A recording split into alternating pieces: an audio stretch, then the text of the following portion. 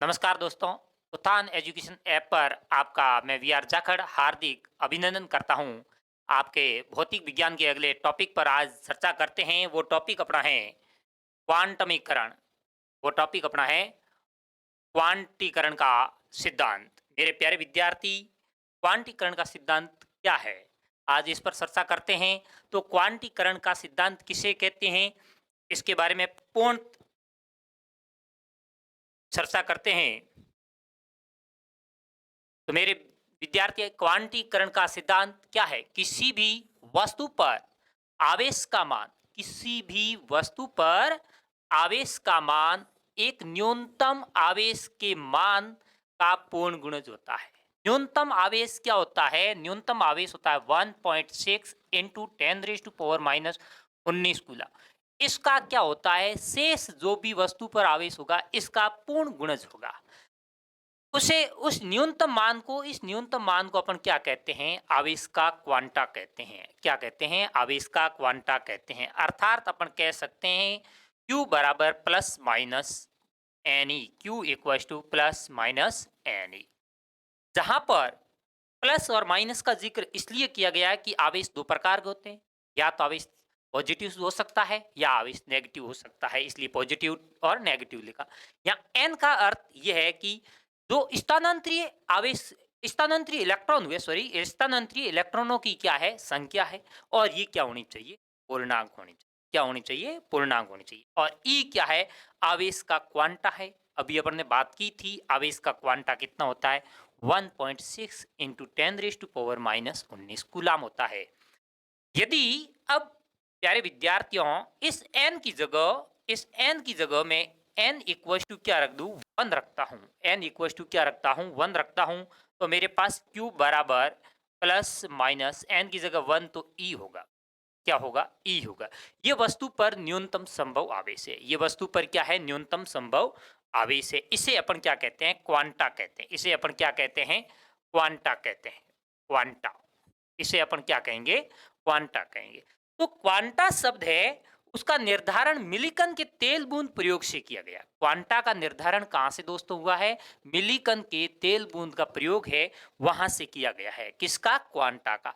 यहां से अपने पास कोई वस्तुनिष्ठ प्रश्न अच्छा बन सकता है। क्वांटा का निर्धारण कहां से किया? आपको उत्तर अपना होगा मिलिकन की तेल बूंद प्रयोग से किया गया। नेक्स्ट बात करते हैं अगली। उदाहरण के तौर पर अपन बात कर लेते हैं, दो वस्तुएं हैं। क्या है? दो वस्तुएं। एक वस्तु ए है, एक वस्तु बी है। ए वस्तु क्या करती है? इलेक्ट्रॉन का त्याग करती है। और बी वस्तु क्या करती है? इलेक्ट्रॉन का ग्रहण करती है। तो ए वस्तु इलेक्ट्रॉन का जब त्याग करती है मेरे प्यारे दोस्तों, तो अपन कहेंगे जब कोई वस्तु, ध्यान से सुनना, जब कोई वस्तु इलेक्ट्रॉन का त्याग करती है तो उस वस्तु पर धन आवेश आता है। और जब कोई वस्तु इलेक्ट्रॉन को ग्रहण करती है तो उस वस्तु पर ऋण आवेश आता है। तो यहां से इस वस्तु ने इलेक्ट्रॉन का क्या किया है? त्याग किया है। तो अपन ने प्लस एन ई लिखा। क्यों लिखा? क्योंकि प्लस वस्तु त्याग कर रही है। तो अपन ने आवेश क्या लिखा? प्लस एन ई लिखा। अब बी पर बात करते हैं। बी वस्तु क्या कर रही है? इलेक्ट्रॉन को ग्रहण कर रही है। बी वस्तु क्या कर रही है? इलेक्ट्रॉन को ग्रहण कर रही है। जब बी वस्तु इलेक्ट्रॉन को ग्रहण करती है, जब कोई वस्तु इलेक्ट्रॉन को ग्रहण करती है तो कैसा चार्ज आ जाता है? नेगेटिव चार्ज आ जाता है। तो अपन ने यहाँ पे चार्ज के लिए क्या लिख दिया? नेगेटिव। तो अपन ने लिख दिया एन ई, वो भी नेगेटिव का। अब बात कर लेते हैं इसके द्रव्यमान में क्या होगा परिवर्तन? इसके द्रव्यमान में क्या परिवर्तन होगा? जब यहां से इलेक्ट्रॉन जाएगा तो इस इलेक्ट्रॉन का कोई न कोई द्रव्यमान था। वह द्रव्यमान, इलेक्ट्रॉन बाहर जाएगा तो अपने द्रव्यमान साथ होगा। तो उतने जितने इलेक्ट्रॉन बाहर निकलेंगे उतने द्रव्यमान में क्या होगी? कमी होगी। तो द्रव्यमान, अब ए वस्तु क्या करती है? इलेक्ट्रॉन त्याग करती। कितने करती है त्याग? एन इलेक्ट्रॉन त्याग करती। तो अपन कहेंगे ए के द्रव्यमान में क्या होगी? कमी होगी। ए के द्रव्यमान में क्या होगी? कमी होगी। कितनी कमी होगी? अपन कहेंगे जो द्रव्यमान इलेक्ट्रॉन का है वो, और जितने इलेक्ट्रॉन उत्सर्जित कर रही है उसका मल्टीपल होगी। यानी अपन कह सकते हैं एन एम ई। एन क्या है? उत्सर्जित इलेक्ट्रॉन की संख्या है। और एम ई क्या है? इलेक्ट्रॉन का मास है। इलेक्ट्रॉन का क्या है प्यारे विद्यार्थियों, मास है। तो अब बी के द्रव्यमान में, बी के मास में क्या परिवर्तन होगा? ए ने क्या किया था, इलेक्ट्रॉन एन त्यागे थे, बी ने क्या किया, एन इलेक्ट्रॉन ग्रहण किए थे। तो ग्रहण करते हैं तो नेगेटिव आ जाता है, बात समझ में आई? तो उसके इलेक्ट्रॉन यहां से जाएगा तो चार्ज तो नेगेटिव होगा, परंतु द्रव्यमान में क्या होगी, वृद्धि होगी। क्यों होगी? क्योंकि इलेक्ट्रॉन बी के अंदर जाएगा। तो अपन क्या कहेंगे, बी के द्रव्यमान में वृद्धि होगी। बी के द्रव्यमान में क्या होगी, वृद्धि होगी।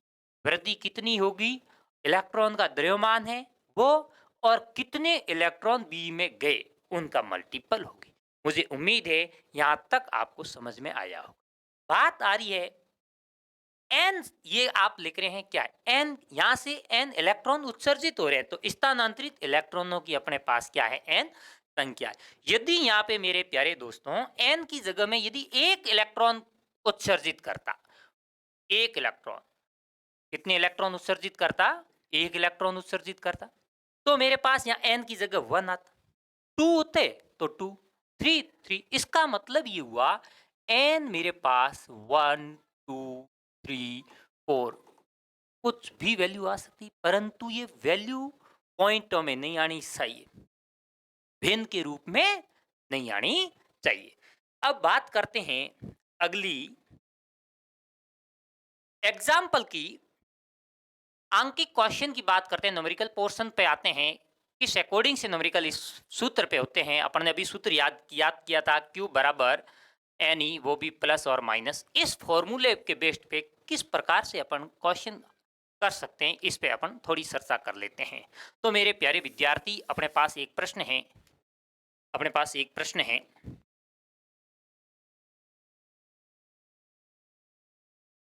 इधर देखिए। एक एक उदासीन वस्तु 18 इलेक्ट्रॉन का त्याग करती है। कितने इलेक्ट्रॉन का त्याग करती है, 18 इलेक्ट्रॉन का त्याग करती है। एन इक्वल टू मेरे पास कितना है, 10 रेज टू पावर 18 इलेक्ट्रॉन त्याग करती है। तो वस्तु पर आवेश ज्ञात की, और ई का मान मैं जानता हूं 1.6 into 10 raise to power minus का 19 कूलम होता है। ये निश्चित और न्यूनतम मान होता है। आवेश ज्ञात करना है, क्यू ज्ञात करना है, आवेश ज्ञात करना है। तो हम जानते हैं Q बराबर प्लस माइनस एन ई, ये अपने पास क्या होता है दोस्तों, सूत्र। इधर देखिए, यदि वस्तु इलेक्ट्रॉन का त्याग कर तो अपन पॉजिटिव लिखेंगे, यदि वस्तु इलेक्ट्रॉन को ग्रहण करती है तो अपन क्या लिखेंगे, नेगेटिव। यहाँ पे वस्तु क्या कर रही है, इलेक्ट्रॉन का त्याग कर रही है। तो मेरे प्यारे विद्यार्थी इधर देखिए, Q equal to positive, N की वैल्यू अपने पास कितनी है, 10 की घात 18, 10 रेज टू पावर 18। ई मेरे पास कितना है, into 1.6 into 10 raise to power minus 19। Q equal to मेरे प्यारे विद्यार्थी 1.6 इंटू, यहाँ से 18 और ये 19 है, तो मेरे प्यारे विद्यार्थी मेरे पास कितना रहेगा, 10 रेज टू पावर माइनस का 1। ये मेरे पास जैसे इस प्रकार लिखूंगा, 1.6 इंटू डिवाइड बाई 10, यानी 0.16 कूलम। मुझे उम्मीद है यहाँ तक आपको ये प्रश्न बिल्कुल समझ में आया होगा। अगली बात करते हैं मेरे प्यारे विद्यार्थी अगले प्रश्न पे। इस टाइप का कैसा भी प्रश्न आए तो मुझे उम्मीद है आपका गलत नहीं होना चाहिए। अब अगली टाइप पर बात कर लेते हैं। एक वस्तु पर 10 रेज टू पावर माइनस, एक वस्तु पर 10 कूलम आवेश है। कोई वस्तु है, मान लिया ये वस्तु है, इस वस्तु पर कितने आवेश है, 10 कूलम आवेश है। यदि वस्तु से 3 into 10 raise to power 19 electron उत्सर्जित हो रहे हैं, यहां से क्या होगा, इलेक्ट्रॉन वस्तु से उत्सर्जित हो रहे हैं। तो इधर देखिए, यहां से ये इलेक्ट्रॉन उत्सर्जित हो रहे हैं, कितने हो रहे हैं, 3 into 10 raise to power 19 electron उत्सर्जित होते हैं। तो वस्तु पर आवेश हो जाए। अब क्या पूछा है, ये उत्सर्जित होता है, पहले वस्तु पर आवेश कितना था, 10 कूलम माइनस का था, और ये 3 into 10 raise to power minus 3 into 10 raise to power plus 19 उत्सर्जित होता है। उसके बाद वस्तु पर आवेश कितना रहेगा। दोस्तों पहले अपन बात कर लेते हैं Q equal to plus minus N उत्सर्जित हो रहा है, तो अपन बात कर लेते हैं Q कितने इलेक्ट्रॉन उत्सर्जित कर रहा है, 3 इंटू 10⁻⁹ इंटू ई का मान 1.6 इंटू 10⁻⁻⁹। मेरे प्यारे दोस्तों, ये और ये आपस में क्या हो जाएगा, कैंसिल आउट हो जाएगा। Q इक्वल टू मेरे पास क्या बचेगा, Q equal to 3 into 1.6, Q बराबर, इसको आपस में मल्टीपल करते हैं तो मेरे पास आता है 4.8 कूलम। दोस्तों, वस्तु पर आवेश पहले आवेश कितना था, माइनस का 10 था, उसमें से 4.8 कूलम क्या हो गया, स्थानांतरित। अब वस्तु पर टोटल आवेश Q इकाई बराबर माइनस का 10 कूलम प्लस 4.8 कूलम, तो मेरे पास कितना रह जाएगा, यहां से इसको सॉल्व करते हैं तो मेरे पास आएगा 5.2 कूलम। क्यों निकाय सिस्टम पर टोटल आवेश होगा, सिस्टम पर टोटल आवेश क्या होगा, 5.2 कूलम। मेरे को उम्मीद है, पूरा भरोसा, ये प्रश्न समझ में आया होगा। एक बार दोबारा देखिए, ये वस्तु पर पहले से आवेश उपस्थित है और ये इतने इलेक्ट्रॉन उत्सर्जित कर रहा है, तब कितना आवेश गया, 4.8। अब सिस्टम पर आवेश कितना होगा, बीजगणितीय योग कर लेंगे। क्या कर लेंगे, बीजगणितीय योग कर लेंगे। मुझे उम्मीद है कि ये प्रश्न समझ में आया होगा। आपका आदेश हो तो अगले प्रश्न पे चलते हैं। तो चलते हैं नेक्स्ट प्रश्न पे दोस्तों। नेक्स्ट प्रश्न कह रहा है, किसी वस्तु से 10⁻⁶ इलेक्ट्रॉन प्रति सेकंड उत्सर्जित होते हैं, प्रति सेकंड उत्सर्जित हो रहे हैं, तो अपन कितने इलेक्ट्रॉन हो रहे हैं, 10⁻⁶ इलेक्ट्रॉन प्रति सेकंड उत्सर्जित हो रहे हैं। तो वस्तु पर 3 माइक्रोकूलम आवेश आने में लगने वाला समय ज्ञात करना है। इस बार अपन को क्या पूछ लिया है, समय पूछ लिया।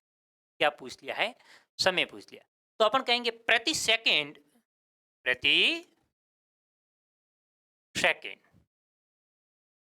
वस्तु पर आवेश, प्रति सेकंड वस्तु कितना आवेश ग्रहण करती है। तो अपन कहेंगे Q इक्वल टू क्या होता है, प्लस माइनस एन ही होता है, किसी को कोई प्रॉब्लम नहीं।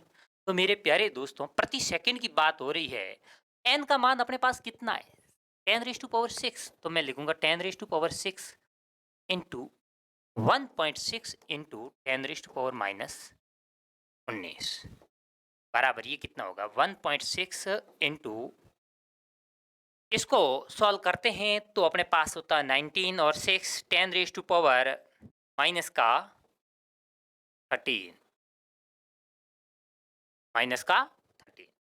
Coulomb per second, coulomb per second आएगा। इतना वस्तु एक सेकंड में आवेश क्या करेगी, प्राप्त करेगी, प्रति सेकंड आवेश प्राप्त करेगी। अब बात आगे कह रहा है, तो वस्तु 3 इंटू 10⁻³ माइक्रोकूलम आवेश आने में कितना समय लगेगा।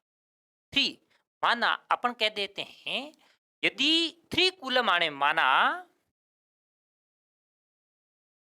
T समय लगता है, कितना समय लगता है, T समय लगता, माना T समय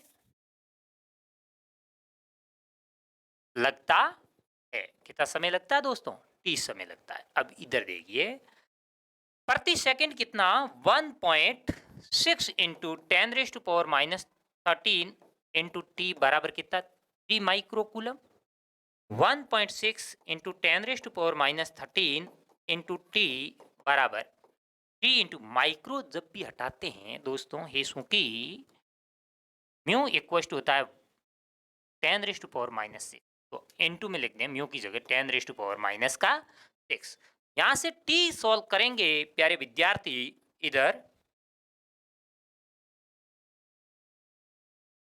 T equal to 3 into 10⁻⁻6 by 1.6 into 10⁻⁻13। t equals to 3 into 10⁻⁻6 t into 10⁻⁻6 into ये 10⁻⁻13 दोस्तों क्या होगा, ऊपर जाएगा तो 10 प्लस का 13 अपॉन कितना होगा 1.6। t इक्वल्स टू, इसको जब सॉल्व करेंगे 13 में से जाएंगे 16 में से 6 गए तो 3 इंटू 10 मेरे पास कितना होगा माइनस का 7 बाई 1.6। इसका मतलब इसको लगभग टी लगभग लिख सकते हैं 3 पॉइंट हटाएंगे दोस्तों तो मेरे पास इसको ऐसे लिख सकता हूँ, ये पॉइंट हटाया यहाँ से इंटू 10⁻⁻7। तो लगभग इसका उत्तर t इक्वल्स टू, लगभग मैं कह सकता हूँ, यदि मेरे पास 32 होता तो मैं डायरेक्ट 2 बोल देता, 32 नहीं है तो लगभग मैं कह सकता हूँ 2 इंटू 10⁻⁻7 सेकेंड। इतना समय लगेगा इस आवेश को यहाँ से ट्रांसफर होने। मेरे को उम्मीद है इस प्रकार का समय का प्रश्न आए हैं तो मेरा प्रत्येक विद्यार्थी बिल्कुल ढंग से कर सकता है। प्यारे दोस्तों, इस प्रकार के क्वेश्चन फिजिक्स के अंदर जितने अंक के क्वेश्चन न्यूमेरिकल करते हैं उतना ही मजा कुछ और ही होता है। हाँ दोस्तों, बात करते हैं अब अगले प्रश्न की। मुझे उम्मीद है ये प्रश्न आपको पूरा पूरा समझ में आया होगा। बात अगले प्रश्न पे जाते हैं। प्रश्न कह रहा है निम्न में से कौन से आवेश का मान संभव नहीं है। ये 3-4 मान दिए हुए हैं, उनमें से कौन सा आवेश संभव नहीं है इसके बारे में अपन को पूछा गया है। तो मेरे प्यारे विद्यार्थी, सबसे पहले सभी का ध्यान बोर्ड की तरफ होना चाहिए। सबसे पहले अपन को कह रहा है, ए ऑप्शन कह रहा है रोड 2e, क्या ये संभव है या नहीं है। हम जानते हैं Q बराबर क्या होता है, प्लस माइनस एन होता है। Q बराबर क्या होता है अपने पास, प्लस माइनस एन होता है। अब Q का मान अपने पास कितना दिया हुआ है, रूट 2e बराबर प्लस माइनस एन। ई से ई कैंसिल हो गया, एन बराबर अपने पास क्या, प्लस माइनस रूट 2। ये रूट 2 वैल्यू अपने पास संभव नहीं होगी क्योंकि डायरेक्ट अपने पास 2 आता तो आवेश का मान संभव है। ये रूट 2 वैल्यू अपने पास आवेश का मान ये संभव नहीं होगा क्योंकि पॉइंटों में वैल्यू आएगी। बात कर लेते हैं प्यारे विद्यार्थी अब बी पार्ट की। अपन बी पार्ट की बात कर लेते हैं। बी पार्ट की तो अपने पास वैल्यू क्या कह रहा है, 1.6 इंटू 10⁻⁻18 कूलम आवेश है बराबर क्या है एन। एन इक्वल्स टू मेरे पास क्या होगा 1.6 into 10⁻⁻18 upon E equals to 1.6 into 10⁻⁻18 upon 1.6 into 10⁻⁹। मेरे प्यारे विद्यार्थी, इससे ये कैंसिल हो जाएगा, यहाँ पे वैल्यू क्या आएगी 10 आएगी। 10 जो कि n का मान बिल्कुल पूर्णांक वैल्यू है तो अपने पास ये वैल्यू संभव होगी। ये अपने पास वैल्यू संभव नहीं थी, ये वैल्यू अपने पास संभव है।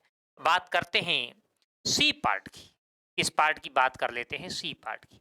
सी क्या है, 3.2 इंटू 10⁻⁻20 है बराबर अपने पास क्या है एन।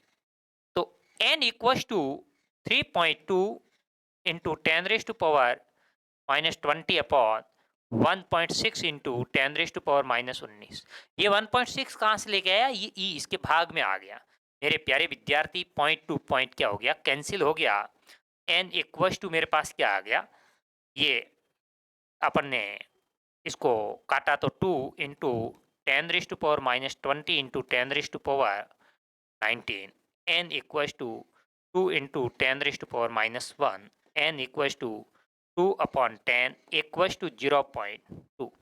ये वैल्यू किस में आ रही है, पॉइंटों में आ रही है, तो ये भी मान संभव नहीं होगा। अब बात करते हैं नेक्स्ट अगले डी पार्ट की।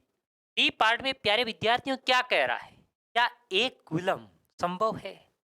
डी पार्ट अपने पास कह रहा है 1 कूलम क्या संभव है, क्यू बराबर प्लस माइनस एन ई। तो 1 coulomb upon E equals to क्या होगा, N. N equals to 1/1.6 into 10⁻⁻19 equals to 1 × 10⁻⁻19 upon 1.6। Point हटाएंगे तो यहाँ क्या लगा दें, 10। 10 में भाग पूरा पूरा जाएगा नहीं, तो n बराबर एक। यहाँ से अपन ने क्या किया, इसको 100 इंटू 10⁻18 अपॉन 16। अब इसको काटेंगे तो मेरे प्यारे विद्यार्थी n इक्वल्स टू मेरे पास वैल्यू क्या आएगी, भाग गया 6 बार, पीछे पॉइंट, पीछे रहेगी 96 यानी पीछे रहेगी 4, यानी भाग गया 4 यानी 42 और पीछे रहेगी 8, भाग गया 5 इंटू 10⁻18। मेरे प्यारे विद्यार्थी ये संभव होगा, ये संभव होगा। क्यों होगा, क्योंकि ये आवेश का बहुत बड़ा मान है। आवेश के बहुत बड़े मानों के लिए मेरे प्यारे दोस्तों क्वांटमीकरण का सिद्धांत उपेक्षणीय माना जाता है। आवेश के बड़े मानों के लिए क्वांटमीकरण का सिद्धांत उपेक्षणीय माना जाता है। अब मुझे उम्मीद ही नहीं, पूरा भरोसा है कि आज के बाद इस टाइप का कोई भी प्रश्न आता है, मेरे प्यारे विद्यार्थियों से पूछते हैं कि ये प्रश्न क्या ये आवेश संभव होगा या नहीं होगा, तो मुझे उम्मीद है प्रत्येक विद्यार्थी दावे के साथ कहेगा सर ये कर सकते हैं और बिल्कुल हम गलत नहीं होने देंगे। नेक्स्ट प्यारे विद्यार्थियों, नोट पॉइंट लिखा है, बड़े आवेशों माइक्रोस्कोपिक साइज के लिए क्वांटीकरण के सिद्धांत को उपेक्षित किया जा सकता है। बहुत बड़े बड़े आवेशों के लिए क्वांटमीकरण का सिद्धांत उपेक्षित माना जाता है। इस वजह से अपन ने, मेरे प्यारे विद्यार्थी, अभी अपने पास ये वैल्यू आई थी, ये वैल्यू देखिए 6 पॉइंट अपने पास वैल्यू थी 6.25 इंटू 10⁻18 और आवेश तो अपने क्या कहा था 1.6 इंटू 10⁻⁻19 होता है और ये तो बहुत बड़ा है इसके कंपेयर में, तो ये इसको अपन मानेंगे, क्वांटमीकरण के सिद्धांत को क्या मान लेंगे, उपेक्षणीय मान लेंगे। मेरे प्यारे विद्यार्थी अब बात करते हैं नेक्स्ट आवेशों के गुणों की, आवेश की क्या प्रॉपर्टीज है उसके बारे में बात करते हैं। एक नंबर बात करते हैं, आवेश क्वांटीकृत होते हैं। आवेश क्या होते हैं, क्वांटीकृत होते हैं। आवेश क्वांटीकृत होते हैं, अभी अपन ने कहा था Q equals to plus minus N, यानी ये एक इलेक्ट्रॉन का निश्चित मान होता है 1.6 इंटू 10⁻⁻19। इसका ये क्या होता है, पूर्ण गुणांक, पूर्ण गुणांक होता है, गुणांक। n का मान क्या होना चाहिए, पूर्ण गुणांक, और n इक्वल्स टू क्या है 1 2 3 डॉट डॉट में।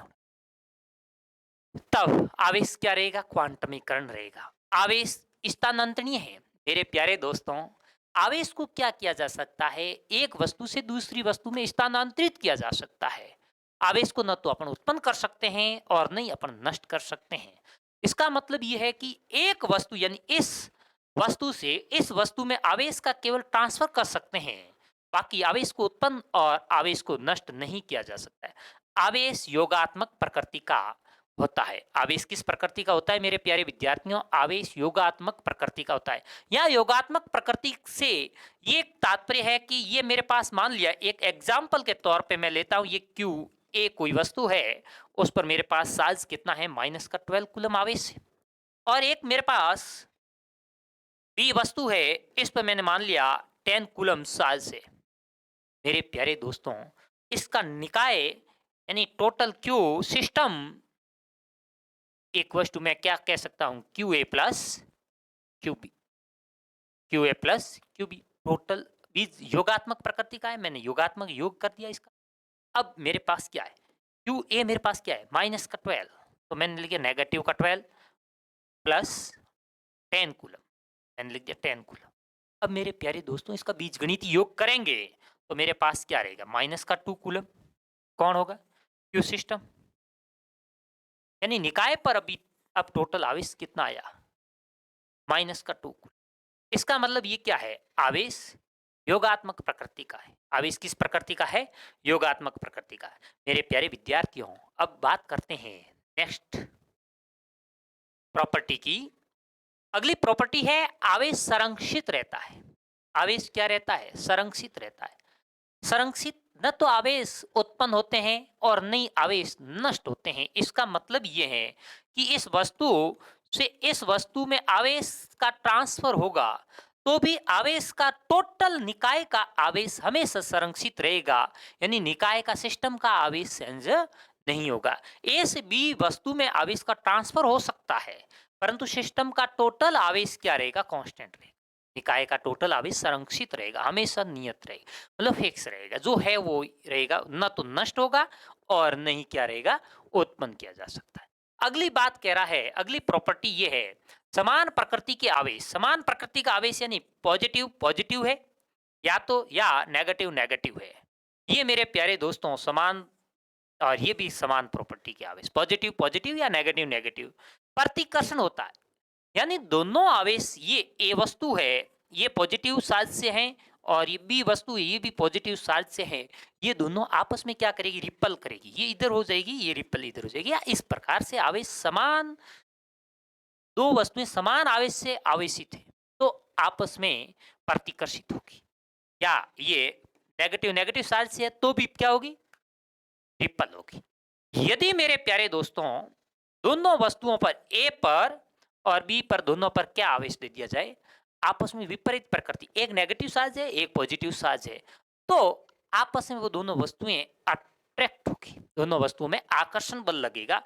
यदि विपरीत प्रकृति के आवेश पॉजिटिव और नेगेटिव हो तो आकर्षित होगी, दोनों वस्तुएं क्या होगी? आकर्षित होगी। वेरी इंपॉर्टेंट पॉइंट है, आवेश सदैव द्रव्यमान से संबंध होता है। आवेश का द्रव्यमान से संबंध होना जरूरी है। मेरे प्यारे विद्यार्थी, द्रव्यमान रहित वस्तु पर आवेश संभव नहीं है, यानी आवेश द्रव्यमान रहित नहीं हो सकता।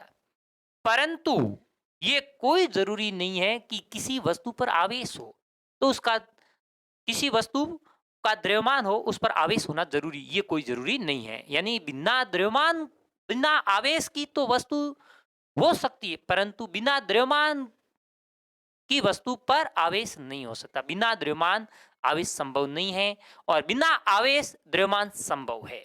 ये मेरे प्यारे विद्यार्थी पॉइंट इंपॉर्टेंट था। अब बात करते हैं नेक्स्ट एक कथन की कि कौन सा कथन सत्य है। इस पर अपन ने अभी जो बात की थी प्रॉपर्टी की, इस प्रॉपर्टी पर एक अंक की क्वेश्चन कैसे आ सकता है। प्रॉपर्टी के अनुसार अगले क्वेश्चन के अकॉर्डिंग कह रहा है गलत कथन को साटिए। ये 4 टाइप दी हुई है, इनमें से कौन सा कथन रॉन्ग है इसके बारे में अपन को चर्चा करनी है। तो पहला कह रहा है, फर्स्ट कह रहा है कि सार जीरो है और द्रव्यमान जीरो है। क्या ऐसी वस्तु संभव है जिसका द्रव्यमान जीरो हो और जिसका आवेश संभव है? हाँ है। अपन क्या कहेंगे? सत्य है। सत्य है। कैसे है भाई? मेरे प्यारे दोस्तों, फोटोन हो सकता है। कौन? फोटोन।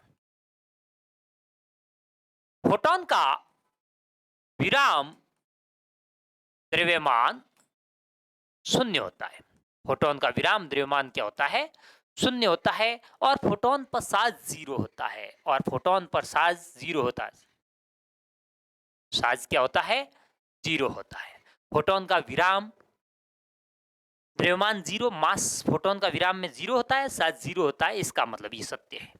अगली बात कह रही है किसी वस्तु पर आवेश जीरो नहीं है। किसी वस्तु पर आवेश जीरो नहीं है परंतु क्या का मास जीरो है। क्या संभव है? असंभव है दोस्तों। क्या है? असंभव। क्यों? क्योंकि बिना द्रव्यमान, क्या बोला? बिना मास का साज हो ही नहीं सकता है। बिना मास का साज नहीं हो सकता, इसलिए असंभव हो गया।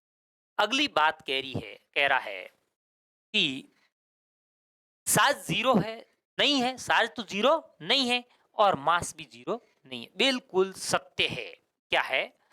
सत्य है। जैसे इलेक्ट्रॉन हो सकता है, इलेक्ट्रॉन का द्रव्यमान भी है और इलेक्ट्रॉन का चार्ज भी है, तो ये बिल्कुल सत्य है। तो नेक्स्ट मेरे प्यारे विद्यार्थी अगली बात करते हैं। चार्ज जीरो है परंतु मास जीरो नहीं है। क्या सत्य? बिल्कुल ये बात सत्य है। न्यूट्रॉन के लिए सत्य है। न्यूट्रॉन पर आवेश 0 होता है, परंतु न्यूट्रॉन का द्रव्यमान 0 नहीं होता है। तो मेरे प्यारे विद्यार्थियों, अब बिल्कुल यहाँ पे असंभव कौन-सा हुआ? ये अपना गलत कथन है, बाकी क्या है? सारे सही कथन हैं। कथन सही क्यों हैं? क्योंकि 7 0 द्रव्यमान मास 0 बिल्कुल सही है, फोटॉन के लिए होता है और ये प्रॉपर्टी ऐसी संभव नहीं हो सकती। किसी वस्तु पर द्रव्यमान 0 हो, उस पर 7 0 नहीं हो, ऐसा संभव हो ही नहीं सकता। 7 0 और मास भी 0 हो, बिल्कुल मेरे प्यारे विद्यार्थी, बिल्कुल अपने पास ऐसी संभव है। उदाहरण के तौर पर अपन इलेक्ट्रॉन को मान लिया है, यहाँ पे 7 0 है, परंतु मास 0 नहीं है। बिल्कुल न्यूट्रॉन अपना एग्जाम्पल होगा। मुझे उम्मीद है कि मेरे प्यारे विद्यार्थियों को यहाँ तक समझ में आया होगा। अब मेरे प्यारे विद्यार्थी, नेक्स्ट बात अगली क्लास में करेंगे और आपकी किसी भी प्रकार की इस Q बराबर अपने पास आज चर्चा की, Q बराबर प्लस माइनस NE क्वांटमीकरण के सिद्धांत पर, इस सूत्र पे, और पिछली एक क्लास मेरे और दे रखी है। उन 2 क्लासों में किसी भी प्रकार की यदि आपकी समस्या है तो उसका समाधान करने के लिए मैं तत्पर रहूंगा। धन्यवाद आज की क्लास के लिए।